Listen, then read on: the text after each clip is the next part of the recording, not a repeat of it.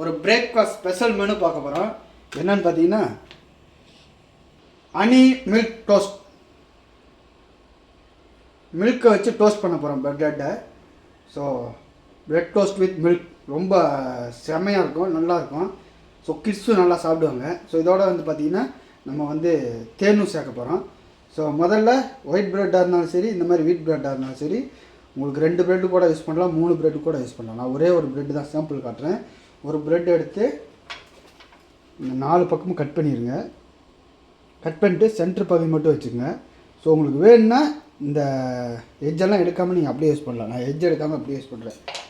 So தேவையான பொருட்கள் ஒரு ப்ரெட்டு. ஸோ நல்லா பார்த்துக்குங்க, பசும்பால். இந்த டின் பால்லாம் வேலைக்கு ஆகாது. இல்லையா நீங்கள் வந்து கடையில் பால் வாங்கிக்கிங்க.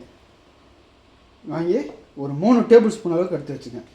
3 டேபிள் ஸ்பூன்னா பெரிய ஸ்பூன், இதிலே டபுள் சைஸ் ஸ்பூன் இருக்கும்.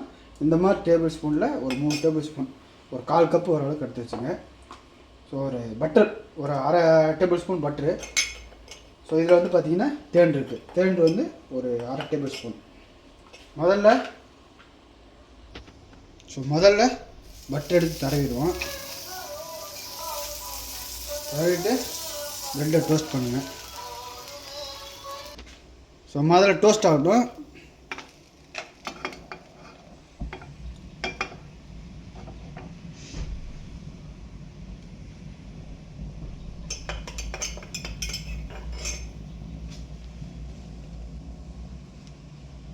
இதோட வந்து முக்கியமான பொருள் பார்த்திங்கன்னா, இந்த சுகரோட தேன் யூஸ் பண்ணலன்னா நீங்கள் ஒரு டேபிள் ஸ்பூன் சர்க்கரை கூட போட்டுக்கலாம். சர்க்கரைலாம் போடாதீங்க, வேண்டாம். ஸோ நீங்கள் தேன் யூஸ் பண்ணிங்க. அப்படி இல்லைன்னா கருப்பு சீனி இருந்துச்சுன்னா கருப்பு சீனி ஒரு அரை டேபிள் ஸ்பூன் போட்டுக்கோங்க, நல்லாயிருக்கும். ஸோ வந்து நேச்சுரலாக பார்த்தீங்கன்னா ஒயிட் சுகர் தான் போடுவாங்க. பட் நீங்கள் ஒயிட் சுகர் போடாதீங்க, மாற்றி போட்டுங்க. ஸோ ப்ரெட்டு நல்லா குக் ஆகட்டும். ஸோ முதல்ல ப்ரெட்டு டோஸ்ட் பண்ணி எடுத்துருவோம். எடுத்துகிட்டு பாருங்கள், இந்த மாதிரி தான் டோஸ்ட்டாக இருக்கணும். ஸோ ஃபயரை வந்து ஸ்லோ பண்ணிடுங்க. பால் எடுத்து ஊற்றுவோம்.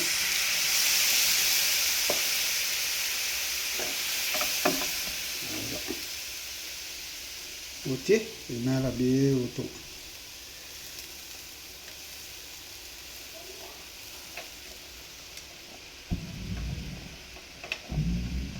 ஸோ எல்லா பாலையும் அப்படியே ஊற்றிடுவோம்.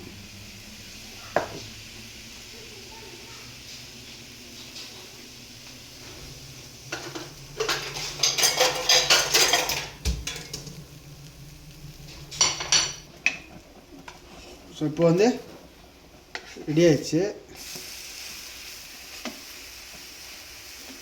ஸோ நான் விட்டனால கருகிடுச்சு, இல்லாட்டி கருகாது. ஸோ இந்த ஸ்டேஜில் வந்து தேன் எடுத்து தடவிடுங்க.